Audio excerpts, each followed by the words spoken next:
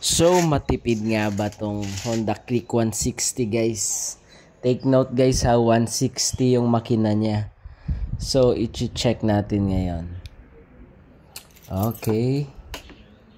Turn on natin para makita yung dashboard niya. Ayan, kita niya guys, 1,053 kilometers pa yung tinakbo. Bago lang to guys, bali 1 month na to sa akin. So, check natin guys. At yun, 49.1 kilometers per liter guys. So, bali ito yung fuel consumption ng Click 125 guys, based sa specs. Pero, ito naman yung actual ng Click 160. So, isipin nyo guys ha, 160 na ang makina niya, pero halos parehas lang ang fuel consumption niya sa Click 125.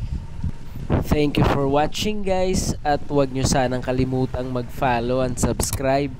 Ride safe mga idol.